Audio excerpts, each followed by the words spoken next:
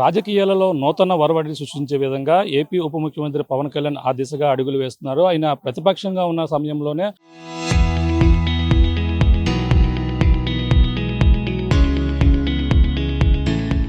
ఆయన ఏదైతే ప్రజావాణి వంటి ఏదో కార్యక్రమాలు నిర్వహించి అలాగే జనసేన ప్రజావాణిలో అలాగే ప్రజల సమస్యలు తెలుసుకుంటూ గత ప్రతిపక్షంలో కూడా అలాగే ప్రజల గొంతుగా వినిపిస్తూ ప్రజా సమస్యల వైపు కూడా పోరాడినటువంటి ఏపీ ఉప ముఖ్యమంత్రి పవన్ కళ్యాణ్ అయితే ప్రస్తుతం ఆయన అధికారంలోకి వచ్చిన తర్వాత మరో కొత్త నూతన ఒరవడికైతే ఆయన అయితే శ్రీకారం చుట్టారు. అలాగే అందులో భాగంగానే ప్రస్తుతం ఏదైతే ప్రజలతో నేరుగా ఆయన మాటామంతి కార్యక్రమాన్ని కూడా ఇప్పుడైతే ఏర్పాటు చేశారో అది కూడా ముఖ్యంగా ఈరోజు కాకినాడ నుంచి అయితే ఏపీ ఉప ముఖ్యమంత్రి పవన్ కళ్యాణ్ అయితే ఈరోజు ప్రారంభిస్తున్నారు. ఈ నేపథ్యంలోనే కాకినాడ ఉన్నటువంటి గోదావరి కళాక్షేత్రంలో అయితే ఈ కార్యక్రమాన్ని కూడా ఏర్పాటు చేశారు. అలాగే ముఖ్యంగా అలాగే సమస్యలు ఎవరైతే ఉన్నారో అలాగే గతంలో ఎవరైతే సమస్యలు తీరని నేపథ్యంలోనే వాళ్ళ సమస్యలు నేరుగా ఇప్పుడు ఆయన విని అలాగే అక్కడ ఉన్నటువంటి అధికారులతో కూడా ఈ మాటామంతి కార్యక్రమంలో వాళ్ళ సమస్యల పరిష్కార దిశగా ఏపీ ఉప ముఖ్యమంత్రి పవన్ కళ్యాణ్ అయితే ఇప్పుడైతే అడుగులు వేస్తున్న పరిస్థితి ప్రధానంగా ఉంది. అలాగే ఇప్పుడైతే ప్రస్తుతం ఆయన ఏపీ ఉప ముఖ్యమంత్రి పవన్ కళ్యాణ్ ఈ గోదావరి కళాక్షేత్రంలో అయితే మరికొద్దిసేపట్లో ఇక్కడికైతే రానున్నారు. అలాగే ఈ నేపథ్యంలోనే ఇక్కడ ఉన్నటువంటి కూటమి నాయకులు అలాగే ఇక్కడ ఉన్నటువంటి కార్యకర్తలు భారీ ఎత్తున అయితే ఇక్కడ కూడా పాల్గొన్నారు. ఈ నేపథ్యంలోనూ భారీ ఎత్తున ఇక్కడ జనసేన నాయకులు అలాగే కూటమి నాయకులు కూడా అనేక ఏర్పాట్లు కూడా చేశారు. ఏపీ ఉప ముఖ్యమంత్రి పవన్ కళ్యాణ్ నేరుగా మాటామంతి కార్యక్రమం కూడా నిర్వహించిన నేపథ్యంలోనే గతంలో ఏదైతే ఈ ప్రజావాణి ద్వారా సమస్యలు తెలుసుకునేవారు సమస్యలను కూడా అలాగే పరిష్కార దిశగా కూడా కృషి చేసేందుకు కూడా అధికారంలోకి వచ్చిన తర్వాత వాళ్ళ సమస్యలు ఖచ్చితంగా తీరుస్తానని కూడా గతంలో ఏపీ ఉప ముఖ్యమంత్రి పవన్ కళ్యాణ్ మాట ఇచ్చారు. ఆ విధంగానే ఇప్పుడు మాటామంతి కార్యక్రమాన్ని కూడా ఒక శ్రీకారం చుట్టిన నేపథ్యంలో అలాగే ఇప్పుడైతే ఈ యొక్క గోదావరి కళాక్షేత్రం వద్ద ఉన్నప్పటికీ భారీ ఎత్తున ఏర్పాట్లు అయితే చేశారు.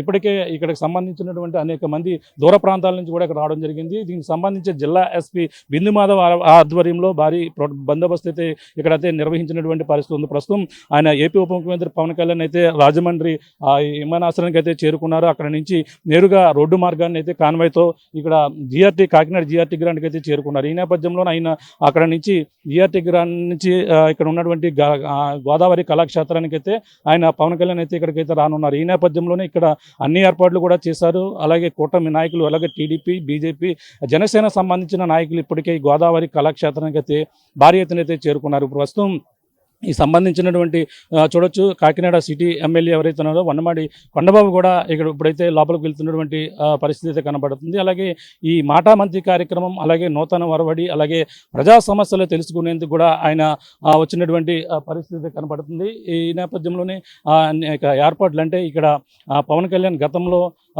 ఏదైతే సమస్యలు ప్రధానంగా ఉన్నాయో ఆ సమస్యలకు సంబంధించినవన్నీ కూడా ఇక్కడ తెలిసినటువంటి పరిస్థితి ఉంది. ప్రస్తుతం ఇక్కడ సిటీ ఎమ్మెల్యే ఉన్నారు, మాట్లాడే ప్రయత్నం చేయడం ఇక్కడ ఏర్పాట్లు ఎలా చేస్తారు సార్? ఎలా ఏర్పాట్లు చేస్తారు? వచ్చేస్తారు, ఒక 25 minutesలో వచ్చేస్తారు. అనుకున్నట్టుగా అన్ని ఏర్పాట్లు జరిగినాయి. ఆయన ఏదైతే ఆశిస్తున్నారో ఆశించిన విధంగానే ఏర్పాట్లు చేశారు. మాటామంతి అంటే ఏ విధంగా నిర్వహించబోతున్నారు? ప్రజల సమస్యపై అక్కడ ఏ విధంగా పరిష్కారం చేయబోతున్నారు? ప్రభుత్వం ప్రజల కోసం పనిచేస్తుంది, ప్రజలకి దగ్గరగా ఉండాలన్న ఆలోచనతో ఈ కార్యక్రమం. ఇప్పుడు మా నాయకులను కలవాలంటే చాలా కష్టం, నాయకులే ప్రజల దగ్గరికి వస్తున్నారు ఈ రోజున.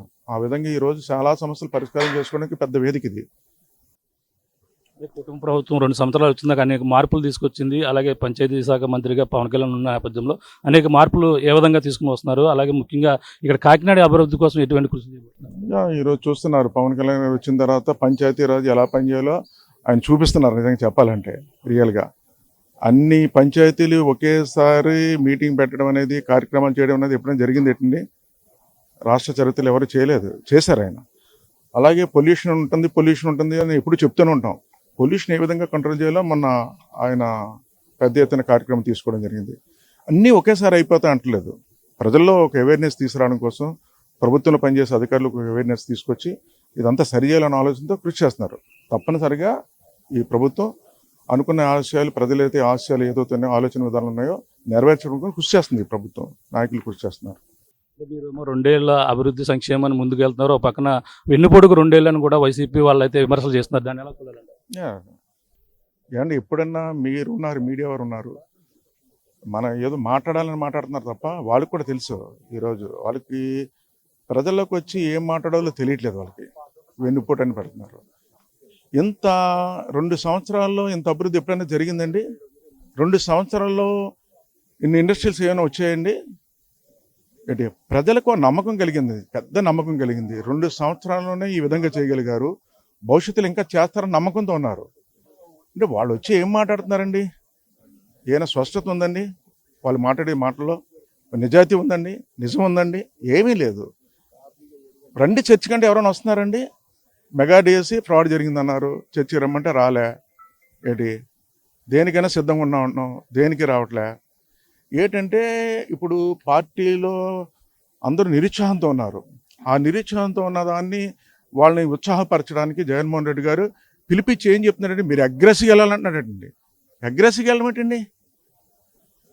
తప్పు చేస్తే మీరు నిలదీయండి అని చెప్పాలి. అగ్రెసివ్గా వెళ్ళిపోండి.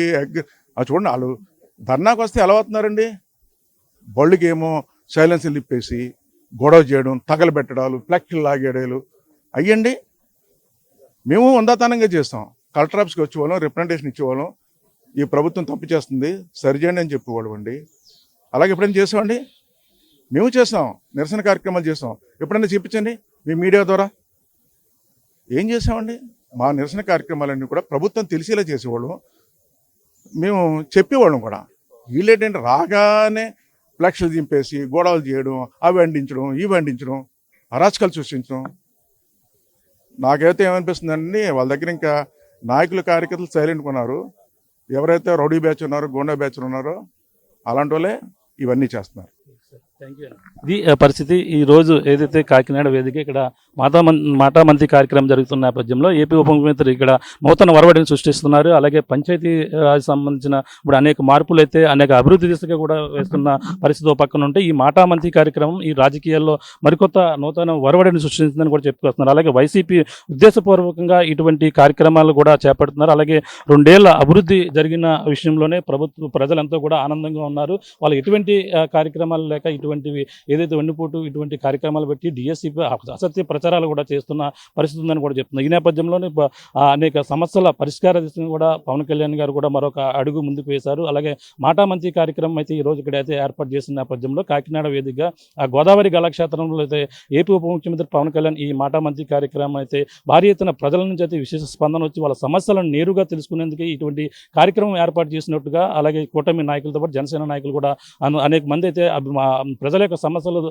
ఈ యొక్క ఏదైతే మాటా మంత్రి ద్వారా కూడా నెరవేరే అవకాశాలు అయితే క్లియర్గా కనపడుతున్నాయని కూడా వాళ్ళంతా కూడా చెప్తున్నారు. ఏదైనా ఈ కూటమి ప్రభుత్వంలో అభివృద్ధి దిశగా ప్రభుత్వం ముందుకు దూసుకెళ్తుంటే చూసి వారంలోకే వైసీపీ తప్పుడు ప్రచారాలు కూడా చేస్తుందని కూడా చెప్పుకొస్తున్నారు.